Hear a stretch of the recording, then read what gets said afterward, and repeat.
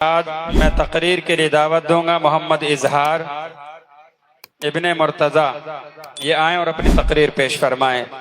آپ حضرات کو بتلایا جائے کہ ہم سب کے مہمان مکرم جناب حضرت مفتی عقیل الرحمان صاحب ہم تمام کے بیچ تشریف فرما ہو چکے ہیں۔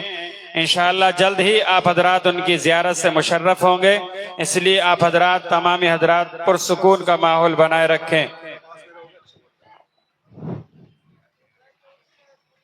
الحمد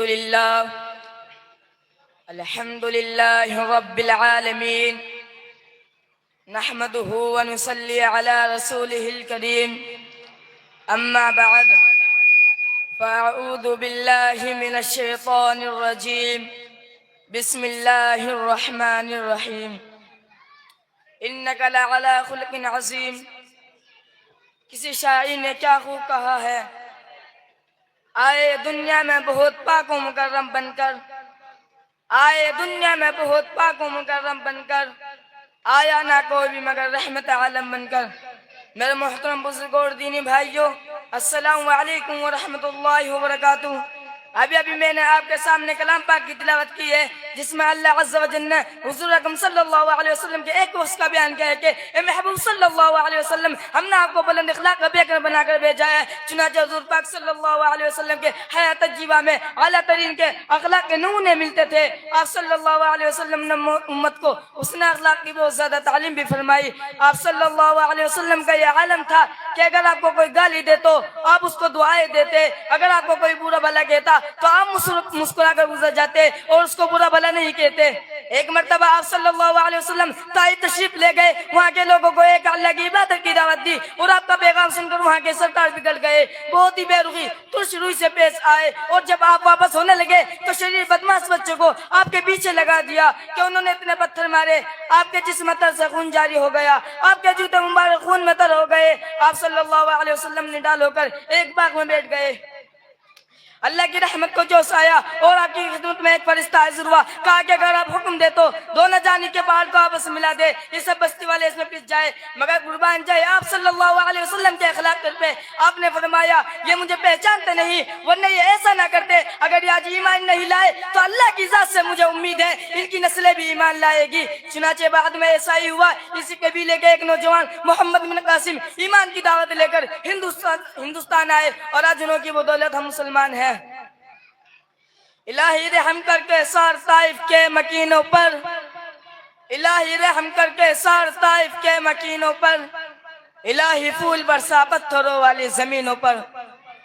جہالت ہی نہ رکھا ہے صداقت کے خلاف ان کو، جہالت ہی نہ رکھا ہے صداقت کے خلاف ان کو، بیچارے بے خبر انجان ہیں کر دے معاف ان کو۔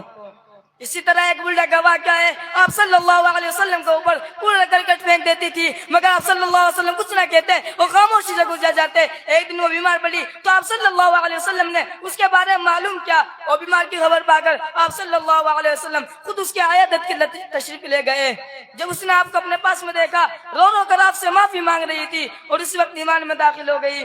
آج دشمنان اسلام نے یہ غلط خبر پھیلا رکھی ہے کہ اسلام تلوار کے زور سے پھیلا ہے، مگر حقیقت یہ ہے اسلام حسن اخلاق سے پھیلا ہے۔ ایک حدیث میں آقا صلی اللہ علیہ وسلم نے فرمایا جس کا مفہوم یہ ہے کہ مفلس وہ نہیں ہے جس کے پاس میں روپیہ اور پیسہ مال دولت ہے، بلکہ مفلس وہ ہے جو قیامت کے دن بہت ساری نماز، روزے، زکوٰۃ، حج اور تلاوت تسبیح کا ذکر لے کر حاضر ہوگا، مگر کسی کو گالی دی ہوگی، کسی کو برا بھلا کہا ہوگا، کسی کا حق دبایا ہوگا، جس کا حق دبایا تھا اس کے بدلے میں اس کی نیکیاں دی جائے گی، اس کے نیک اعمال دیے جائیں گے یہاں تک کہ اس کی تمام نیکیاں ختم ہو جائے گی۔ یہ حدیث ہم کو اس بات کی طرف متوجہ کرتی ہے کہ اپنے حقوق اور اپنے بندوں کے حقوق اور اپنے اخلاق معاملات کا بہت زیادہ خیال رکھے اور اپنی ذات سے کسی کو تکلیف نہ ہونے دے، جہاں تک ہو سکے لوگوں کے ساتھ بھلے کرنے کی کوشش کرے تاکہ ہمارے نیک اعمال ہمارے پاس محفوظ رہے۔ یہ حدیث ہم کو اس بات کی طرف متوجہ کرتی ہے کہ اپنے بندے کے حقوق اور اپنے اخلاق معاملات کو بہت زیادہ خیال رکھے اور اپنی ذات سے کسی کو تکلیف نہ ہونے دے. جہاں تک ہو سکے لوگوں کے ساتھ بھلے کرنے کی کوشش کرے تاکہ ہمارے نیک اعمال ہمارے پاس محفوظ رہے. اگر ہم سے کسی کو تکلیف پہنچی جائے فوراً اس سے معافی مانگ لے. زندگی کا کوئی بھروسہ نہیں ہے, نہ جانے کب موت آ جائے اور ہم اس سے معافی نہ مانگ سکے. اللہ تعالیٰ سے دعا ہے جو ہم نے لوگوں کے ساتھ بد اخلاقی کی ہے اس کو معاف کرے اور آئندہ کے لیے عزم کرے کہ کسی کے ساتھ برا سلوک نہیں کرے. ایک شعر کہہ کر میں اپنی تقریر ختم کرتا ہوں. اے مسلمان حسن کردار نبی سے نور مجسم ہو جا, اے مسلمان حسن کردار نبی سے نور مجسم ہو جا, کہ ابلیس بھی تجھے دیکھے تو مسلمان ہو جائے. وآخر دعوانا ان الحمدللہ رب العالمین.